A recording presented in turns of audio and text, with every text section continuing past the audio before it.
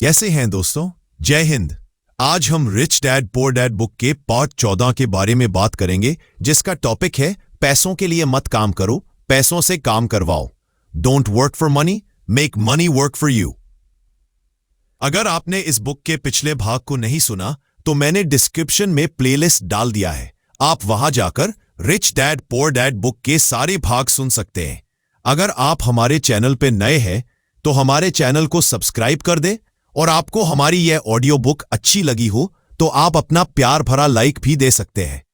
तो चलिए जल्दी शुरू करते हैं। Rich dad poor dad part 14, पैसों के लिए मत काम करो, पैसों से काम करवाओ।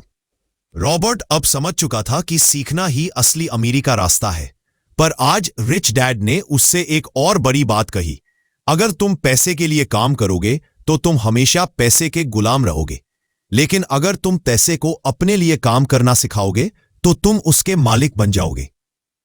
रॉबर्ट ने जिज्ञासु होकर पूछा, लेकिन डैड, पैसा कैसे काम करता है? वो तो बस एक चीज है, नोट है।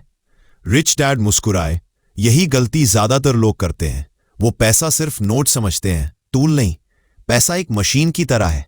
अगर तुम उसे सही दिशा दो तो वो तुम्हारे लिए काम करेगा। रिच डैड ने एक उदाहरण दिया।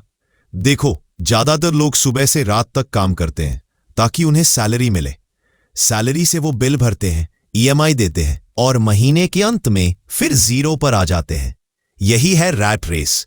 लेकिन अमीर लोग उस पैसे का हिस्सा इन्वेस्ट करते हैं, ऐसे कामों में जो उन्हें वापस और पैसा दिलाए। रॉबर्ट बोला, मतलब पैसे से और पैसा बनाया जा सकता है? रिच डैड बोले, हाँ बेटा, लेकिन शर्त यह है कि पहले तुम समझो कि पैसा कैसे सोचता है।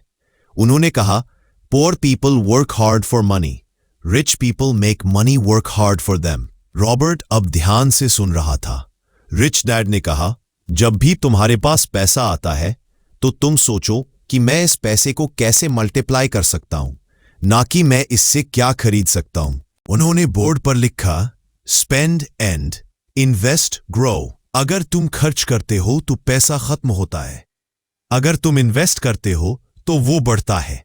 रॉबर्ट ने पूछा, लेकिन हर इन्वेस्टमेंट तो रिस्क से भरी होती है, कहीं पैसा डूब गया तो? रिच डैड बोले, रिस्क पैसे में नहीं होती बेटा, रिस्क अज्ञानता में होती है। अगर तुम सीख जाओ कि इन्वेस्ट कैसे करना है तो रिस्क तुम्हारा दोस्त बन जाता है। उन्होंने एक और उदाहरण दिया। मैंने एक बार $500 एक छोटे स्टार्टअप में लगाए थे। लोगों ने कहा, यह बेवकूफी है। 3 साल बाद वही इन्वेस्टमेंट $50,000 की बन गई। क्यों? क्योंकि मैंने उस बिजनेस को समझा था, अंधेरे में तीर नहीं चलाया। रिच डैड ने समझाया, पैसे को काम पर लगाने के कई रास्ते हैं, रियल एस्टेट, स्टॉक्स, बिजनेस या इंटेलेक्चुअल प्रॉपर्टी, लेकिन इन सब का राज एक ही है, नॉलेज। रॉबर्ट ने कहा, मतलब जो पैसा कमाता है वो समझदार है? रिच डैड बोले, नहीं, जो पैसा बनवाता है वो समझदार है। कमाने वाला थकता है, बनवाने वाला बढ़ता है। रिच डैड ने फिर कहा, हर बार जब तुम कोई चीज खरीदो खुद से पूछो, क्या यह मेरे लिए काम करेगी या मैं इसके लिए?